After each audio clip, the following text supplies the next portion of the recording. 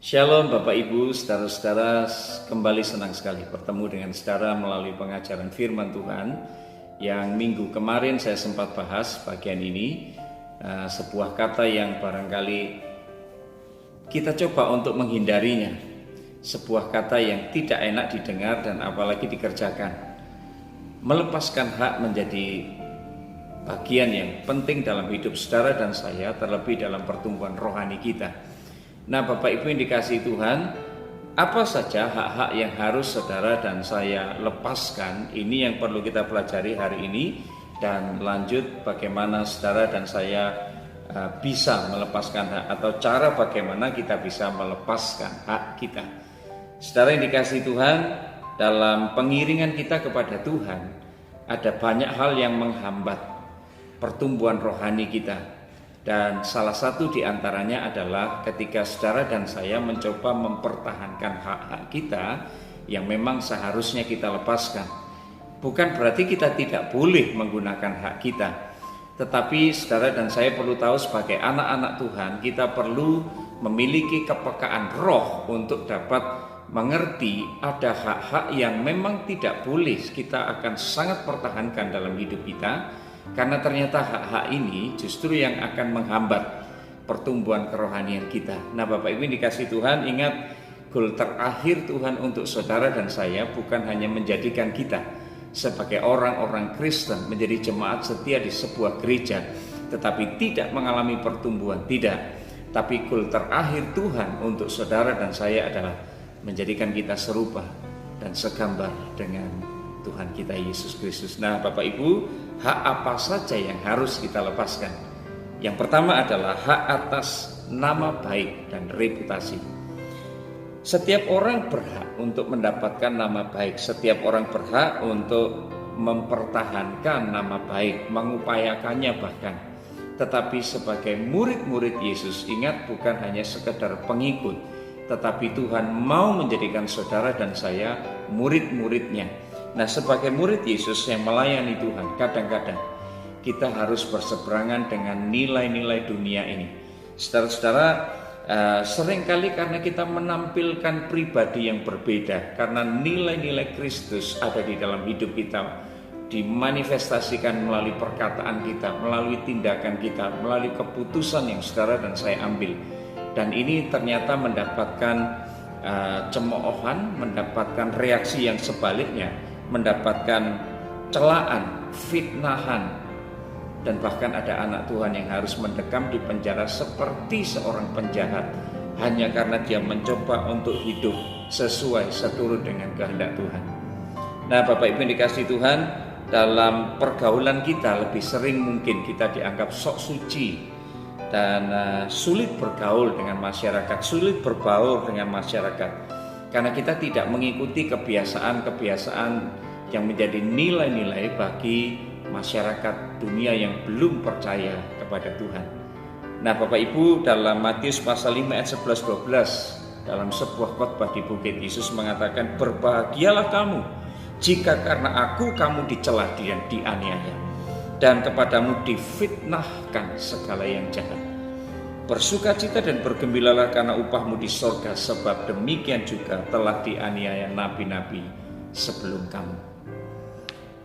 Bapak Ibu yang dikasihi Tuhan, jadi mari kita akan berupaya untuk terus belajar melepaskan hak kita, hak untuk mempertahankan nama baik. Dan yang kedua, saudara-saudara, hak atas persembahan. Mari kita perhatikan dalam 1 Korintus pasal 9 ayat 1-27. Memang kita tidak akan membaca seluruh bagian ini, tetapi Rasul Paulus mengupas mengenai hak dan kewajiban seorang rasul, dan banyak kali hak-hak para rasul itu tidak dia ambil, bahkan dia melepaskannya.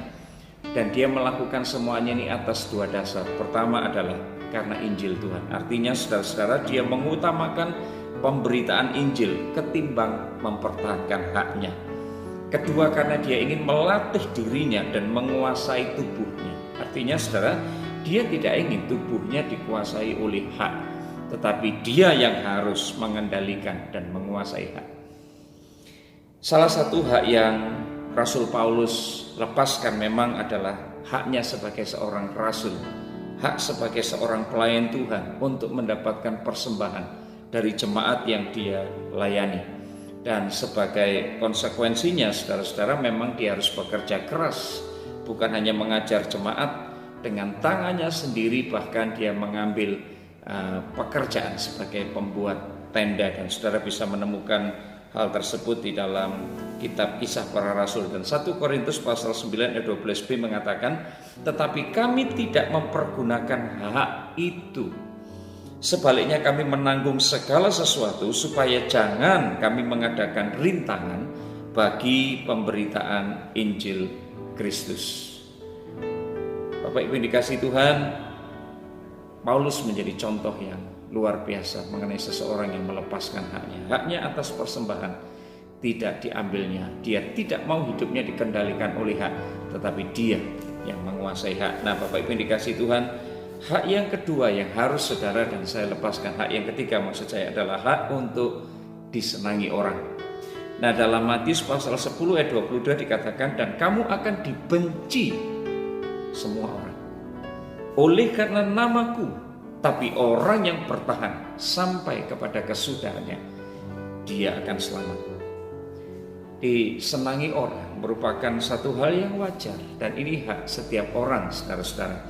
Tetapi dalam pengiringan kita kepada Yesus, seringkali kita akan menghadapi kenyataan yang berbeda. Barangkali saudara dan saya harus mengalami penolakan, kita dibenci orang, mulai dari keluarga kita, teman-teman kita, bahkan masyarakat di sekitar kita.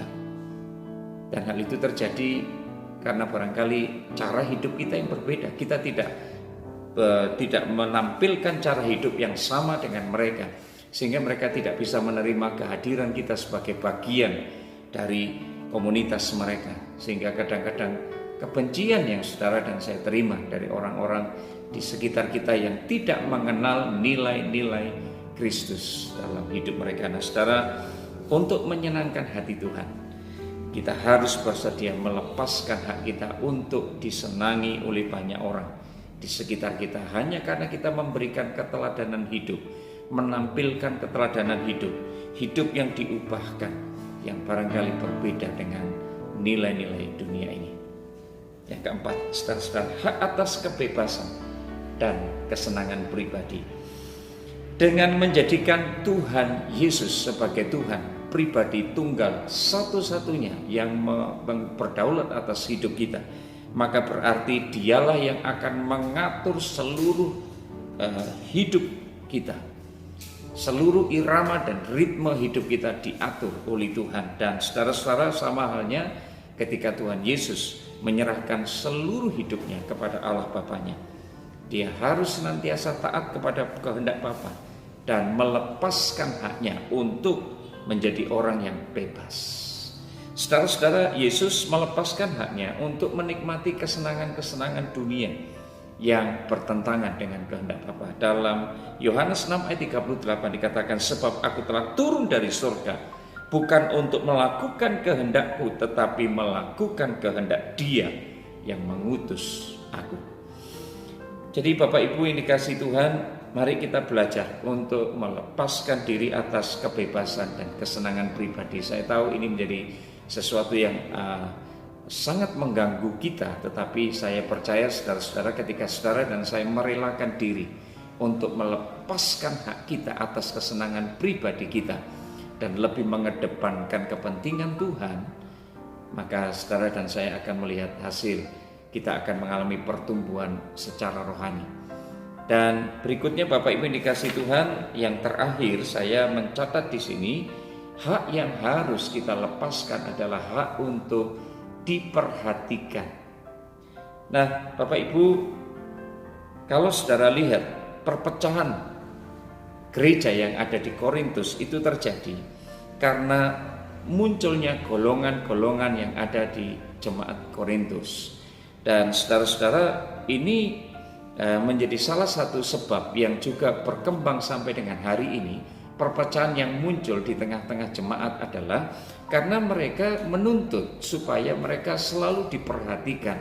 Dan ini juga terjadi di tengah jemaat di Korintus. Dan saudara-saudara, kalau kita hanya memperhatikan kepentingan kita sendiri, ini yang akan menjadi hambatan besar untuk kita bertumbuh di dalam kerohanian kita, untuk kita lebih didewasakan di dalam Tuhan. Jadi saudara-saudara, kita tahu dari kehidupan bahwa orang yang selalu menuntut haknya untuk diperhatikan tidak lebih adalah seorang anak kecil atau barangkali bayi. Dan itu artinya saudara-saudara, semakin seseorang menjadi dewasa, dia mulai memperhatikan kepentingan orang lain, memberikan perhatian lebih kepada orang lain.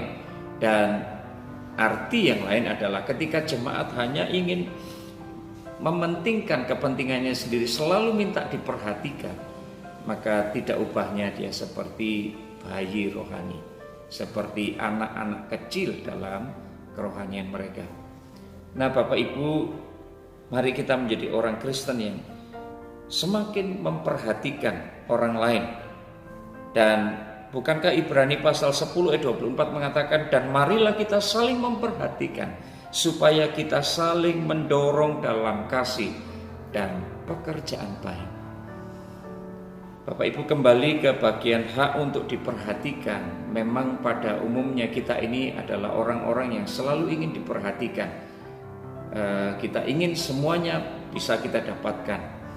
Dan Bapak Ibu, saya tiba-tiba teringat mengenai Amsal pasal 11 ayat 24. Ayat itu berkata demikian. Saya akan membacakan untuk saudara. Amsal pasal 11 ayat 24. Baik. Ayat itu berkata, ada orang yang menyebar harta tetapi bertambah kaya. Ada orang yang menghemat secara luar biasa, namun selalu berkekurangan. Nah, Bapak Ibu yang dikasihi Tuhan, Tuhan tidak pernah salah menuliskan ayat-ayat firman Tuhan di Alkitab kita. Apa yang keluar dari mulut Allah tidak mungkin kembali kepada Allah dengan sia-sia. Nah, saudara-saudara, ini nilai-nilai yang sama sekali berbeda dengan nilai-nilai dunia ini. Tuhan mengajar kepada saudara dan saya untuk kita menjadi orang yang bermurah hati, orang yang menyebar harta, orang yang karena berbelas kasihan kepada orang lain, kita belajar menabur. Kadang saudara dan saya harus menyadari bahwa di antara sekian banyak keuangan dan harta yang saudara dan saya miliki, Tuhan menitipkan benih-benih yang harus ditabur, dan itu bukan untuk saudara dan saya nikmati. Maka saudara yang dikasihi Tuhan, kita harus belajar untuk melepaskan hak kita. Belajar untuk tidak hanya mementingkan kepentingan kita sendiri. Terlebih di masa pandemi seperti sekarang, saudara-saudara, saya percaya saudara adalah anak-anak Tuhan yang akan menampilkan gaya hidup berbeda dengan dunia ini. Ketika orang berupaya untuk mencukupkan kebutuhan mereka, orang menjadi lebih egois di masa-masa pandemi seperti sekarang, saudara dan saya muncul menjadi pribadi yang berbeda. Ingat, Tuhan memanggil saudara dan saya bukan hanya menjadi umat yang diberkati, tetapi menjadi umat yang menjadi berkat bagi yang lain.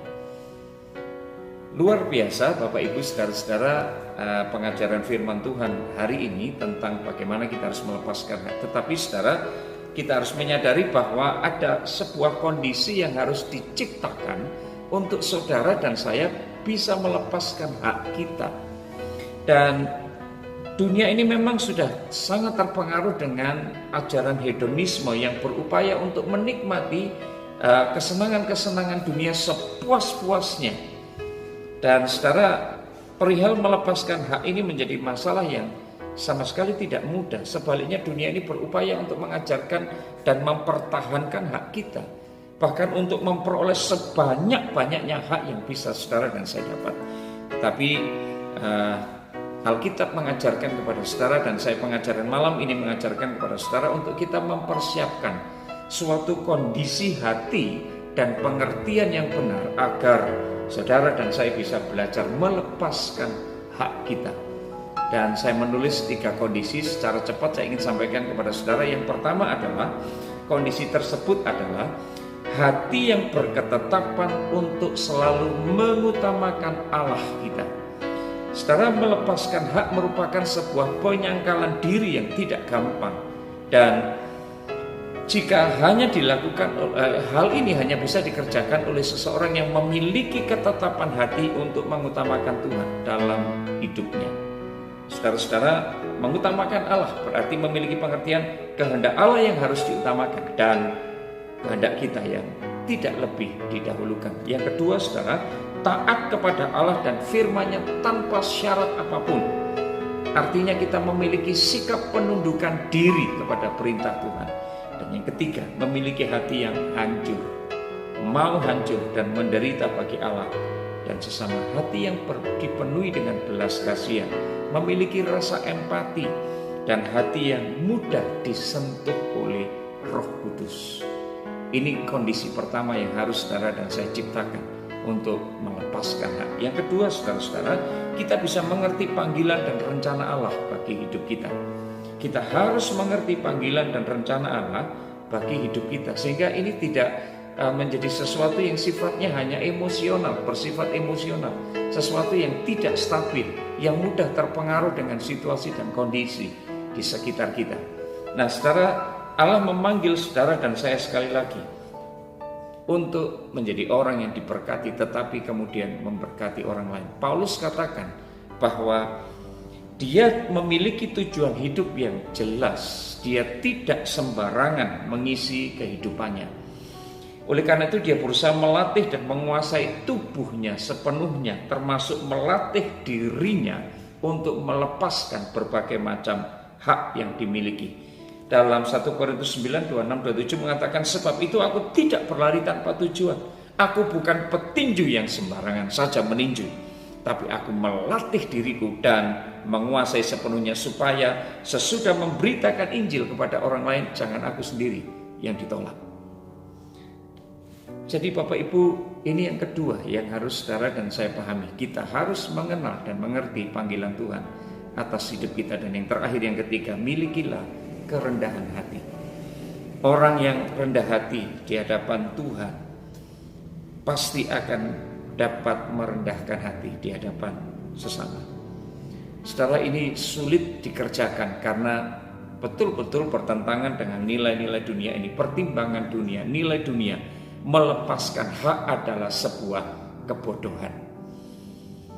Sementara menjadi rendah hati artinya saudara dan saya mengenal dengan penuh syukur kebergantungan kita kepada Tuhan, memahami bahwa saudara dan saya memiliki kebutuhan yang tetap yang hanya akan bisa ditolong oleh Tuhan, oleh pertolongan Tuhan. Menyadari bahwa semua karunia yang saudara miliki itu anugerah Tuhan. Bapak Ibu dikasih Tuhan, milikilah kerendahan hati. 3 hal ini menjadi kondisi yang dibutuhkan untuk seseorang bisa belajar melepaskan hak. Dan pada akhirnya saudara-saudara, menjadi sebuah pertanyaan besar. Bagaimana sebenarnya cara untuk melepaskan hak? Melepaskan hak ini sebenarnya adalah sebuah keputusan lahir dari kehendak diri kita sendiri secara sadar, bahwa mulai saat ini kita akan mengikuti teladan Tuhan Yesus dan bukan kemauan diri kita sendiri ataupun ajaran dari dunia di mana saudara dan saya berada, nilai-nilai yang dunia berikan. Saudara dan saya mau belajar menghidupi ini. Dan saudara-saudara, jadi melepaskan hak ini sebenarnya tidak membutuhkan sebuah metode khusus, saudara-saudara. Yang penting adalah keinginan kita untuk melakukannya. Bagaimana melakukannya? Dengan mulai tidak menggunakan hak kita, kemudian kita memikul salib kita yang menjadi bagian yang memang tidak enak, mengambil bagian yang tidak enak ini, dan kemudian kita mengikuti pimpinan Tuhan.